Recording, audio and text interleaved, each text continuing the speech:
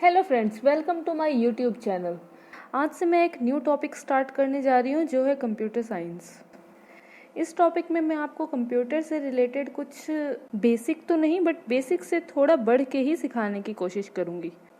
इसमें मैं आपको सॉफ्टवेयर्स, शॉर्टकट्स, कंप्यूटर्स में जो भी हम सॉफ्टवेयर यूज़ करते हैं उसके बारे में बताऊँगी। तो टाइम को वेस्ट ना करते हुए हम आज का टॉपिक स्टार्ट करते हैं। पर फ्रेंड्स, उससे पहले अगर आप मेरे चैनल पे न्यू हो या अभी तक आपने मेरे चैनल को सब्सक्राइब नहीं किया है तो प्लीज़ मेरे चैनल को सब्सक्राइब ज़रूर कर दें और आने वाली न्यू वीडियोज़ के लिए बेल बटन को प्रेस करना ना भूलें, ताकि मैं जो भी न्यू वीडियोज़ अपलोड करूं तो उसका नोटिफिकेशन आपको मोबाइल या कंप्यूटर पे मिल जाए। तो चलिए आज का टॉपिक स्टार्ट करते हैं। तो आज का टॉपिक है बेसिक ऑफ कंप्यूटर। आज हम कंप्यूटर के बेसिक के बारे में जानेंगे। तो सबसे पहले है इंट्रोडक्शन। कंप्यूटर शब्द इंग्लिश के कंप्यूट शब्द से बना है, जिसका मीनिंग है गणना करना। मतलब कंप्यूटर का जो शाब्दिक अर्थ है वो है गणना करने वाला। दूसरे शब्दों में कंप्यूटर एक मशीन है जो गणनाएं करती है और गणना करने में हमारी सहायता करती है। हालांकि आजकल कंप्यूटर्स का जो प्रचलित रूप चल रहा है और उनका जो उपयोग किया जाता है उसमें गणना करना अर्थात जोड़ना, घटाना, गुणा करना और भाग देना, ये कंप्यूटर के लिए एक छोटा सा भाग मात्र है। लेकिन शुरू में कंप्यूटर की कल्पना और विकास एक ऐसे यंत्र के रूप में की गई थी जो तेज गति से गणनाएं कर सके। बाद में इसकी क्षमताओं और विशेषताओं को देख के इसका उपयोग बहुत से काम में किया जाने लगा, पर इसका नाम कंप्यूटर ही प्रचलित रूप से पड़ गया। तो आइए जानते हैं कंप्यूटर क्या है। कंप्यूटर एक इलेक्ट्रॉनिक मशीन है जो डाटा और निर्देशों को इनपुट के रूप में ग्रहण करता है, उसका विश्लेषण करता है और आवश्यक जो परिणाम है उसको निश्चित रूप से प्रारूप में आउटपुट के रूप में आपको बताता है। ये डाटा के स्टोरेज के रूप में फास्ट स्पीड से और बिना एरर के काम करता है। ऑक्सफोर्ड डिक्शनरी के अनुसार कंप्यूटर एक स्वचालित इलेक्ट्रॉनिक मशीन है जो कई प्रकार के तर्कपूर्ण गणनाओं के लिए भी प्रयोग किया जाता है। कंप्यूटर शब्द इंग्लिश के 8 लेटर्स को मिला के बना है, जिसका मीनिंग है C commonly, O operated, M machine, P particularly, U used for, T technical, E education and R research. Computer basically एक मशीन है जिसका उपयोग हमारे जीवन के लगभग सभी क्षेत्रों में किया जा रहा है। वेब टेक्नोलॉजी, इंटरनेट और मोबाइल फोन के विकास ने ज्ञान के नए आयाम स्थापित किए हैं और एक नई विचार प्रक्रिया को जन्म दिया है। पुराने समय में कंप्यूटर का उपयोग सिर्फ कैलकुलेशन करने के लिए किया जाता था, लेकिन आजकल इसका उपयोग डॉक्यूमेंट बनाने, ईमेल, लिसनिंग एंड ऑडियो सुनने के लिए, वीडियो देखने के लिए, गेम खेलने के लिए, डाटाबेस प्रिपरेशन के लिए और इसके साथ साथ कई कामों में किया जाता है, जैसे कि बैंक में, किसी स्कूल में या किसी इंस्टीट्यूट में, किसी ऑफिस में, घर में, दुकान में। कंप्यूटर का उपयोग सभी जगह पे बहुत ज़्यादा किया जाने लगा है। इसके उपयोग से स्टूडेंट्स क्लास में नहीं बल्कि जब वो कहीं जा रहे हो, कहीं ट्रैवल कर रहे हो या फिर अगर उनके पास घर में कंप्यूटर है, पर्सनल कंप्यूटर है, तो वहाँ घर में बैठ के भी पढ़ाई कर सकते हैं। प्रेजेंट में हम सूचना सुपर हाईवे के एक युग से गुजर रहे हैं, जहां सभी प्रकार की जानकारी सिर्फ कंप्यूटर के एक बटन पर क्लिक करके प्राप्त की जा सकती है। कंप्यूटर के कुछ स्पेसिफिक कैरेक्टरिस्टिक्स होते हैं, जैसे कि speed, accuracy, universality, automation capacity, storage capacity etcetera. Computer को 2 भागों में बांटा जाता है, एक सॉफ्टवेयर, एक हार्डवेयर। इसके बारे में हम आगे पढ़ेंगे, पर अभी मैं आपको कंप्यूटर की कुछ हिस्ट्री के बारे में थोड़ी सी जानकारी दे दूं। तो आइए जानते हैं कंप्यूटर के जनरेशन्स के बारे में। कंप्यूटर का फर्स्ट जनरेशन 1940 से 1956 तक था। इसे वैक्यूम ट्यूब के नाम से जाना जाता था। सबसे पहले जनरेशन के कंप्यूटर वैक्यूम ट्यूब्स को सर्कुलेटरी और मैग्नेटिक ड्रम को मेमोरी के लिए इस्तेमाल किया जाता था। ये साइज में बहुत बड़े हुआ करते थे। इसको चलाने के लिए एनर्जी भी काफ़ी लगती थी। साइज में बड़ा होने के कारण इसमें हीट की भी बहुत दिक्कत आने लगी, इसलिए फिर कंप्यूटर की दूसरी पीढ़ी का निर्माण किया गया। तो कंप्यूटर की जो दूसरी पीढ़ी है वो 1956 से 1963 तक थी, जिसे ट्रांजिस्टर्स कहते थे। ट्रांजिस्टर्स बहुत ही कम जगह लेते थे, छोटे थे, फास्टर थे, सस्ते भी थे और बहुत ज़्यादा एनर्जी एफिशिएंट भी थे। ये पहले जनरेशन के कंप्यूटर की तुलना में कम हीट जनरेट करते थे, लेकिन फिर भी इनमें हीट की समस्या अभी भी थी। इसमें हाई लेवल प्रोग्रामिंग लैंग्वेज जैसे कोबोल और फोर्ट्रेन को इस्तेमाल किया जाता था। कंप्यूटर का तीसरा जनरेशन 1964 से 1971 तक था, जिसे इंटीग्रेटेड सर्किट कहा जाता था। थर्ड जनरेशन के कंप्यूटर में पहली बार इंटीग्रेटेड सर्किट का इस्तेमाल किया गया था, जिसमें ट्रांजिस्टर्स को छोटे छोटे करके सिलिकॉन चिप के अंदर डाला जाता था, जिसे सेमीकंडक्टर कहा जाता था। इससे ये फायदा हुआ कि कंप्यूटर की प्रोसेसिंग करने की क्षमता काफ़ी हद तक बढ़ गई थी। पहली बार इस जनरेशन के कंप्यूटर्स को ज़्यादा यूजर फ्रेंडली बनाने के लिए मॉनिटर्स, कीबोर्ड्स और ऑपरेटिंग सिस्टम का इस्तेमाल किया गया। इसे पहली बार मार्केट में लॉन्च किया गया था। कंप्यूटर का फोर्थ जनरेशन 1971 से 1985 तक रहा। इसे माइक्रो प्रोसेसर के नाम से जाना जाता था। फोर्थ जनरेशन की ये खासियत थी कि इसमें माइक्रो प्रोसेसर का इस्तेमाल किया गया, जिससे हजारों इंटीग्रेटेड सर्किट को एक ही सिलिकॉन चिप में एम्बेडेड किया गया। इससे मशीन के आकार को कम करने में बहुत आसानी भी हुई। माइक्रो प्रोसेसर के इस्तेमाल से कंप्यूटर की एफिशिएंसी और भी बढ़ गई। इससे बहुत ही कम समय में बड़े बड़े कैलकुलेशन किए जा रहे थे। कंप्यूटर की लास्ट और फिफ्थ जो जनरेशन है वो 1985 से अभी प्रेजेंट में चल रही है, जिसे हम आर्टिफिशियल इंटेलिजेंसी कहते हैं। फिफ्थ जनरेशन आज के दौर का है, जहां की आर्टिफिशियल इंटेलिजेंसी ने अपना दबदबा कायम कर लिया है। अब नई नई टेक्नोलॉजी जैसे speech recognization, parallel processing, quantum calculation जैसे कई एडवांस तकनीक इस्तेमाल किए जाने लगे हैं। ये एक ऐसा जनरेशन है जहां की कंप्यूटर की आर्टिफिशियल इंटेलिजेंसी होने के कारण स्वयं डिसीजन लेने की क्षमता आ चुकी है। धीरे धीरे इसके सारे काम ऑटोमेटेड हो जाएंगे। तो नेक्स्ट हम जानते हैं कि फादर ऑफ कंप्यूटर कौन थे। तो फादर ऑफ कंप्यूटर का नाम है चार्ल्स बेबेज, जो कि हम सभी को पता है। वैसे तो बहुत सारे लोगों ने कंप्यूटर के फील्ड में अपना योगदान दिया, लेकिन इन सबसे ज़्यादा योगदान चार्ल्स बेबेज का ही है, क्योंकि उन्होंने सबसे पहले एनालिटिक इंजन सन 1837 में निकाला था। उनके इस इंजन में ALU बेसिक फ्लो कंट्रोल और इंटीग्रेटेड मेमोरी की कॉन्सेप्ट लागू की गई थी। इसी मॉडल पे ही बेस करके आजकल के कंप्यूटर को डिजाइन किया गया है। इसी कारण उनका योगदान सबसे ज़्यादा है, तभी उनको कंप्यूटर के फादर भी कहा जाता है। तो आइए अब हम जानते हैं कि कंप्यूटर काम कैसे करता है। कंप्यूटर को वर्क करने के लिए दो प्रोसेस की ज़रूरत होती है, इनपुट और आउटपुट। सबसे पहले है इनपुट। इनपुट वो स्टेप है जिसमें कि रॉ इन्फॉर्मेशन को इनपुट डिवाइस इस्तेमाल करके कंप्यूटर में डाला जाता है। ये कोई लेटर, पिक्चर या कोई भी वीडियो हो सकता है। प्रोसेस के दौरान इनपुट हुए डाटा को इंस्ट्रक्शन के अनुसार प्रोसेसिंग की जाती है। ये पूरी तरह से इंटरनल प्रोसेस है। सेकंड नंबर पे आता है आउटपुट। आउटपुट के दौरान जो डाटा पहले से प्रोसेस हो चुकी है उसको रिजल्ट के तौर पर शो किया जाता है, और यदि हम चाहें तो रिजल्ट को फ्यूचर के इस्तेमाल के लिए मेमोरी में सेव करके रख भी सकते हैं। यदि आपने कभी किसी कंप्यूटर केस के भीतर देखा होगा तो आपने ये ज़रूर देखा होगा कि अंदर छोटे छोटे कई कंपोनेंट्स होते हैं जो कि बहुत कॉम्प्लिकेटेड दिखते हैं, लेकिन वो एक्चुअल में कॉम्प्लिकेटेड होते नहीं हैं। तो मैं अब आपको कंप्यूटर के मेन पार्ट्स के बारे में बता रही हूँ। सबसे पहले आता है CPU, जिसे हम सेंट्रल प्रोसेसिंग यूनिट भी कहते हैं। देन है मॉनिटर, देन कीबोर्ड, माउस और UPS, जो कि एक एक्स्ट्रा कंपोनेंट के तौर पे यूज किया जाता है। कुछ और हार्डवेयर हैं जैसे प्रिंटर, स्कैनर, जॉयस्टिक। तो ये सभी हार्डवेयर्स भी कंप्यूटर के साथ ही अटैच होते हैं। सबके यूजेस और फंक्शंस अलग अलग हैं। तो सबसे पहले हम कंप्यूटर हार्डवेयर और सॉफ्टवेयर के बारे में जानेंगे। कंप्यूटर हार्डवेयर को हम कोई ऐसी फिजिकल डिवाइस कह सकते हैं जिसे हम अपने कंप्यूटर में इस्तेमाल करते हैं। वही कंप्यूटर सॉफ्टवेयर का मतलब है जैसे कोड का कलेक्शंस। जिसे हम अपने मशीन के हार्डवेयर में इंस्टॉल करते हैं और हार्डवेयर को चलाते हैं।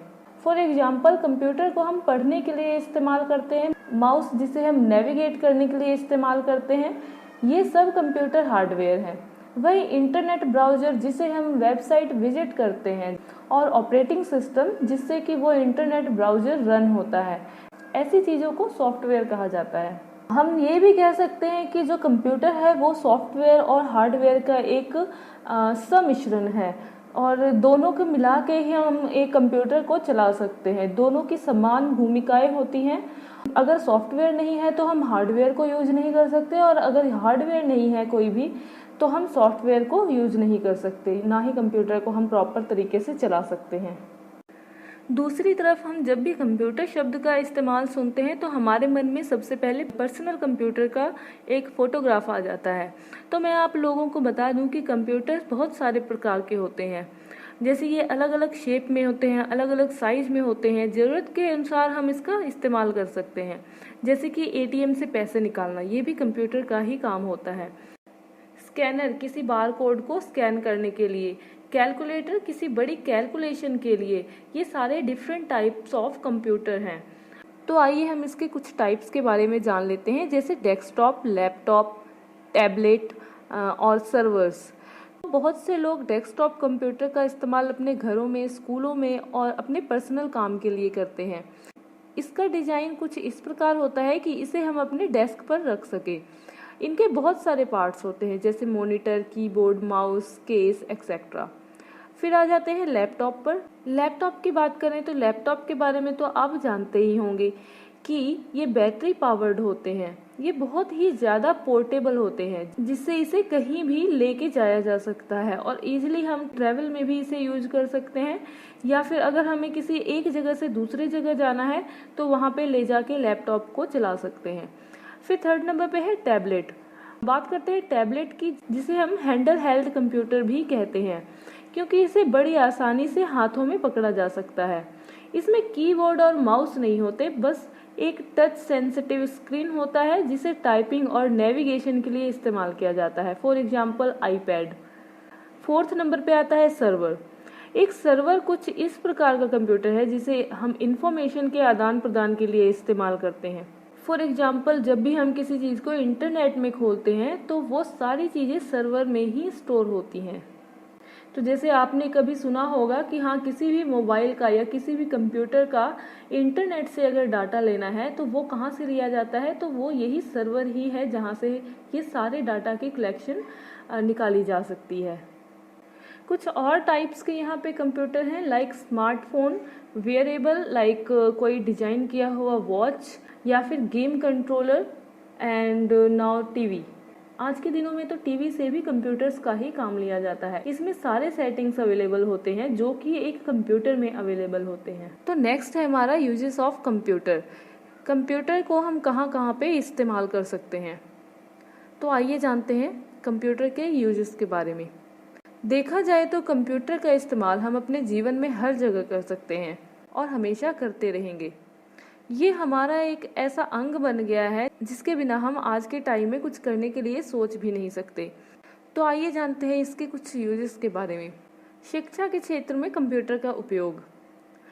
शिक्षा के क्षेत्र में इसका सबसे बड़ा हाथ है। अगर कोई स्टूडेंट को किसी चीज़ के बारे में जानकारी चाहिए तब उसे कुछ ही मिनटों में कंप्यूटर से वो जानकारी मिल जाती है। इसकी मदद से रिसर्च में भी पता चला है कि कंप्यूटर की मदद से किसी भी स्टूडेंट के लर्निंग परफॉर्मेंस में काफ़ी बढ़ोतरी हुई है। आजकल तो घर में बैठ के ऑनलाइन क्लासेज की हेल्प से पढ़ाई की जा सकती है। सेकंड है हेल्थ और मेडिसिन सेक्टर। ये हेल्थ और मेडिसिन के लिए भी एक वरदान है। इसकी मदद से आजकल मरीजों का इलाज बहुत आसानी से ईजिली हो जाता है। आजकल सभी चीज़ें डिजिटल हो गई हैं, जिससे बड़ी आसानी से किसी भी डिजीज़ के बारे में पता लगाया जा सकता है और उसी हिसाब से उसका ट्रीटमेंट भी पॉसिबल होता है। इससे ऑपरेशन भी इजी बन गए हैं। नेक्स्ट है साइंस डिपार्टमेंट। वैसे तो ये साइंस की ही देन है, जैसे कि आप जानते हैं कि इससे रिसर्च में भी बहुत आसानी होती है। आजकल एक नया ट्रेंड चल रहा है जिसे कोलैबोरेटरी भी कहा जाता है, जिससे दुनिया के सारे साइंटिस्ट एक साथ मिलकर काम कर सकते हैं। इससे कुछ फर्क नहीं पड़ता कि वो देश के किस कोने में मौजूद है, वो देश में अगर कहीं पे भी है तो वो एक साथ काम कर सकते हैं। नेक्स्ट है बिजनेस सेक्टर। बिजनेस में इसका बहुत बड़ा हाथ है। प्रोडक्टिविटी और कॉम्पिटिटिवनेस को बढ़ाने के लिए इसका इस्तेमाल मुख्य तौर से marketing, retailing, banking, stock trading में होता है। यहाँ सभी चीज़ें डिजिटल होने के कारण इसकी प्रोसेसिंग बड़ी ही फास्ट हो गई है और आजकल कैशलेस ट्रांजैक्शंस पे भी ज़्यादा इम्पोर्टेंस दिया जा रहा है। नेक्स्ट है recreation and entertainment. Computer entertainment के लिए एक नया अड्डा बन गया है। किसी भी चीज़ के बारे में आपको पता करना है, जैसे कि मूवी, स्पोर्ट्स या रेस्टोरेंट, तो आपको कहीं भी जाने की ज़रूरत नहीं है। आप सिर्फ कंप्यूटर या मोबाइल के जरिए और इसके इस्तेमाल से किसी भी जगह के बारे में पता लगा सकते हैं। नेक्स्ट है गवर्नमेंट सेक्टर। आजकल तो गवर्नमेंट भी इसके इस्तेमाल के ऊपर ज़्यादा फोकस दे रही है। यदि हम बात करें traffic, tourism, information and broadcasting, education, aviation, सभी जगह पे इसके इस्तेमाल से बहुत सारे काम आसानी से होने लगे हैं। नेक्स्ट है डिफेंस। सेना में भी इसका इस्तेमाल काफ़ी हद तक बढ़ गया है, जिसकी मदद से अब हमारी सेना और ज़्यादा सशक्त बन गई है, क्योंकि आजकल सभी चीज़ों को कंप्यूटर की मदद से कंट्रोल किया जा सकता है। ऐसी बहुत सी जगह है जहां हम हमारी ज़रूरत के हिसाब से इसका इस्तेमाल कर सकते हैं। तो नेक्स्ट आइए हम जानते हैं कंप्यूटर के बेनिफिट्स के बारे में। वैसे तो ये कहना बिल्कुल भी गलत नहीं होगा कि कंप्यूटर ने हम इंसानों के जीवन को बहुत ही सहज बना दिया है। इससे इंसान जब चाहे तब कुछ भी सेव कर सकते हैं और कुछ भी सर्च भी कर सकते हैं, जो कि बहुत आसान होता है। तो हम ये कह सकते हैं कि कंप्यूटर एक बहुत ही वर्सटाइल मशीन होता है, क्योंकि ये बहुत ही फ्लेक्सिबल भी होता है। अगर हम कंप्यूटर की कैपेसिटी की बात करें तो कंप्यूटर बिना थके, बिना उबे हुए उपयुक्त वातावरण मिलने पर 24 घंटे और 365 दिन लगातार काम कर सकता है। ना ही इसे कोई थकान महसूस होती है और ना ही इसे कभी कोई सुस्ती पड़ती है। तो इंसान के मुकाबले अगर हम इससे कंपैरिजन करें तो इंसान उतने घंटे कभी भी काम नहीं कर सकता जितने घंटे ये मशीन काम कर सकती है। अगर स्टोरेज की बात करें तो कंप्यूटर की स्टोरेज की क्षमता भी बहुत ज़्यादा होती है। एक समय में ये बहुत सारी इंफॉर्मेशन को अपने अंदर स्टोर करके रख सकता है। कंप्यूटर में डाटा को स्टोर करने के लिए अलग अलग तरह के डिवाइस आते हैं, जैसे hard disk, floppy disk, CD etcetera. अगर स्पीड की बात करें तो कंप्यूटर अपने प्रत्येक काम को बहुत ज़्यादा स्पीड से करता है। ये पलक झपकते ही गुना, भाग या जोड़ घटाने का काम कर देता है। एक अकाउंटेंट को आज के टाइम में ये सोचने की ज़रूरत नहीं पड़ती कि हाँ, मैं किसी भी प्रॉब्लम का कैलकुलेशन या इसका सॉल्यूशन कहाँ से ढूंढूं। वो कंप्यूटर में ही इसके सारे सॉल्यूशन को ढूंढ सकता है। वहीं अगर एक्यूरेसी की बात करें तो कंप्यूटर अपने काम को बिना किसी एरर के करता है। कंप्यूटर खुद से कभी कोई एरर नहीं दिखाता।